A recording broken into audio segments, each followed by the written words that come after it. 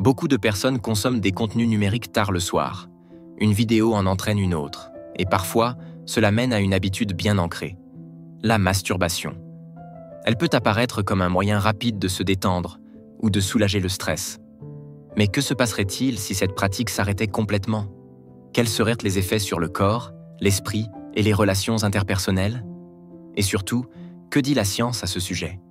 Dans cette vidéo, nous explorons les conséquences physiologiques, neurologiques et psychologiques d'un arrêt total de la masturbation, sans jugement ni parti pris. 1. Les effets physiques de l'abstinence. La masturbation est souvent perçue comme un acte mental, mais elle implique directement des processus corporels. Chez les personnes ayant un appareil reproducteur masculin, le sperme produit est régulièrement évacué ou réabsorbé par le corps. En cas d'abstinence prolongée, certains individus peuvent observer des émissions nocturnes involontaires, également appelées rêves humides. Une étude publiée dans le Journal of Sexual Medicine a montré que ces émissions sont plus fréquentes chez les hommes qui s'abstiennent sur une longue période. Chez les personnes ayant un appareil reproducteur féminin, une absence de stimulation sexuelle peut parfois entraîner une légère augmentation des tensions dans la région pelvienne, un inconfort émotionnel ou une sensation d'agitation. Ce phénomène s'explique par la réduction de l'irrigation sanguine dans la région génitale, qui est habituellement favorisée par l'activité sexuelle.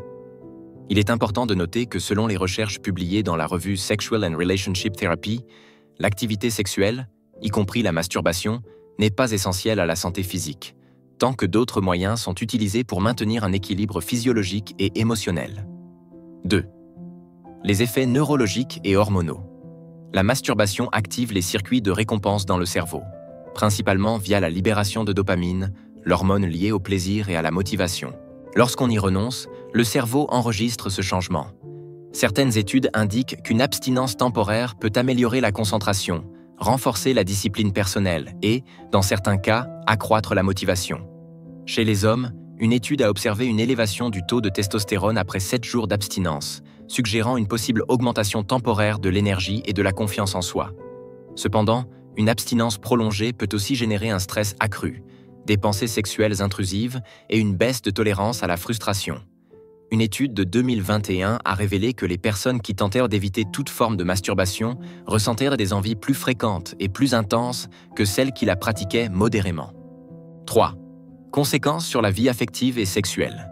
L'abstinence peut avoir des répercussions sur la qualité des relations, en particulier sur l'intimité physique et émotionnelle.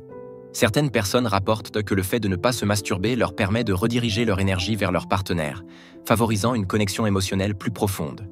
D'autres, en revanche, estiment que cela engendre de la tension, de la frustration ou un sentiment de distance dans leur relation.